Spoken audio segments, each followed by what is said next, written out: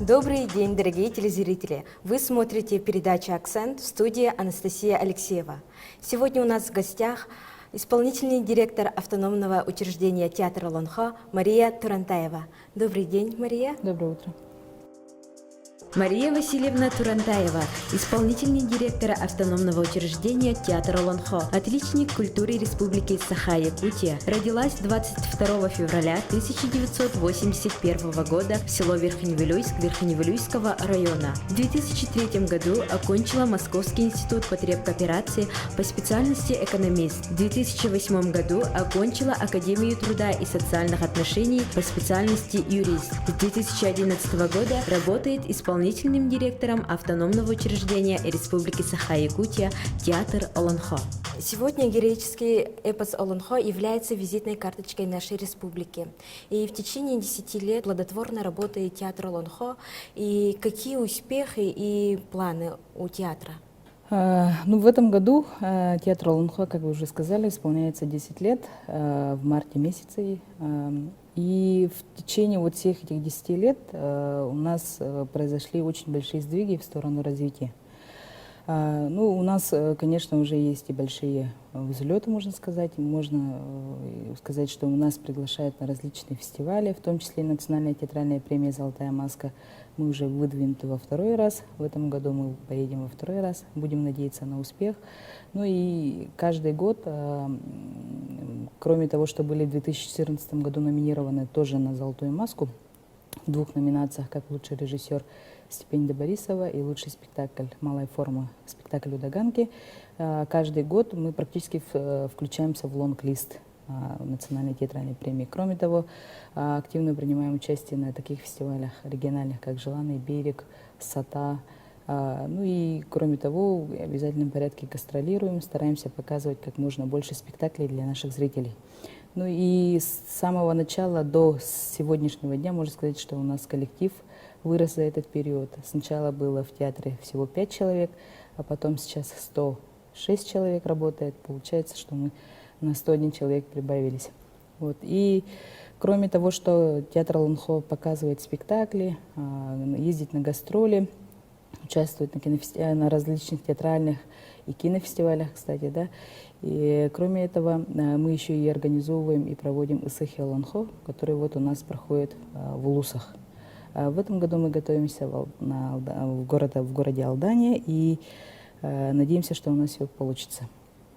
И по итогам 10 лет можно сказать, что у нас квалификация актеров и режиссеров и так далее ежегодно повышается.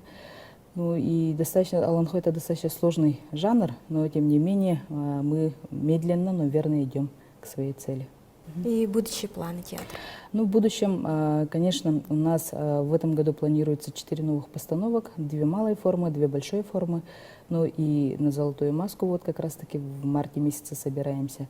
И самое интересное и примечательное то, что есть еще такой фестиваль, называется Russian Golden Mask. Это получается, когда иностранные театральные критики и журналисты, и, соответственно, продюсеры приезжают и тоже делают свой отбор, смотрят, и, соответственно, про эти спектакли они у себя публикуют в своих соцсетях и, соответственно, в своих СМИ. Кроме того, театр Олонхо, естественно, в дальнейшем тоже планирует развиваться, опять же, ездить на гастроли. И в целом мы ведем работу для того, чтобы Олонхо дальше продолжил свой путь на мировой арене. Мы практически каждые 4 года делаем еще и такой фестиваль, как «Встреча шедевров ЮНЕСКО на земле Олонхо», куда как раз-таки собираются все шедевры ЮНЕСКО, признанные ЮНЕСКО. И это достаточно такое красочное, фееричное, не то чтобы шоу, а праздник получается, да. И люди, которые проживают здесь, на территории Якутии, у них появляется возможность увидеть эти шедевры воочию. Как вы считаете, почему нужно знать Олонхо? Олонхо, на самом деле, это жизнь. То есть это получается, конечно, там всегда бывает борьба добра со злом, но в итоге все равно заканчивается идеальным, таким очень красочным, хорошим концом. Поэтому, на самом деле, это представление об идеальной жизни, и каждый из нас должен к этому стремиться. И всегда же говорится, что вот Аланхо всегда со счастливым концом. Соответственно, вот каждый из нас очень как бы желает прожить очень счастливую, долгую, красивую жизнь.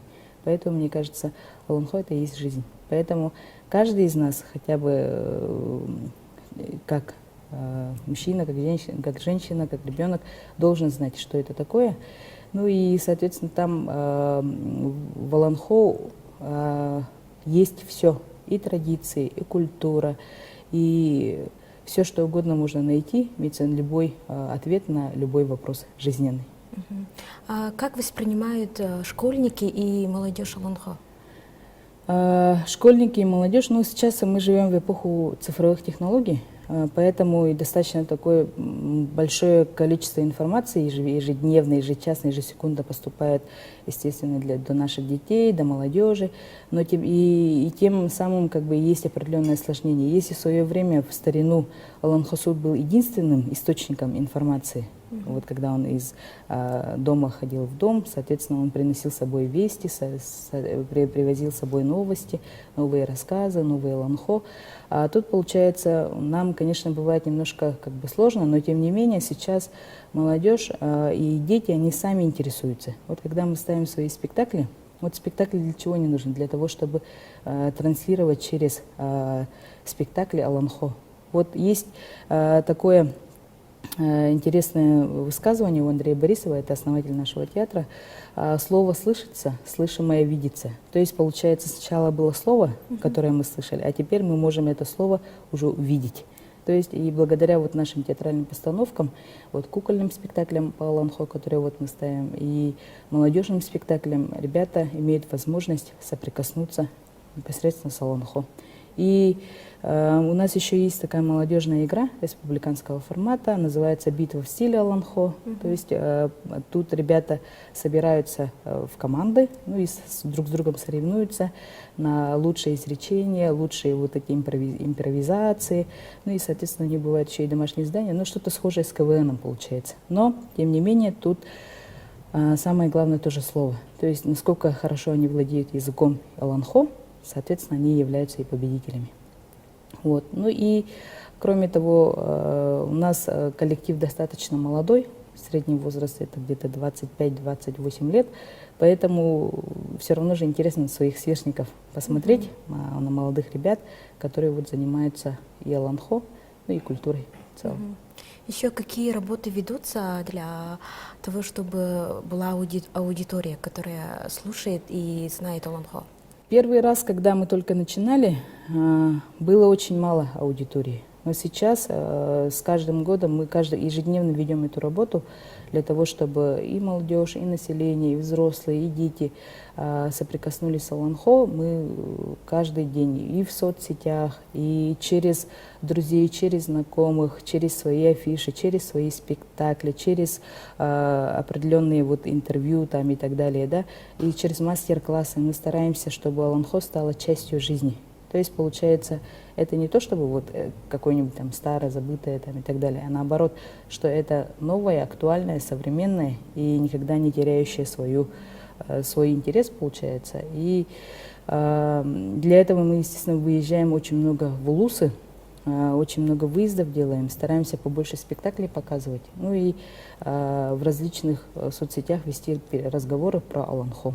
Спасибо за беседу. Вы смотрели передачу «Акцент».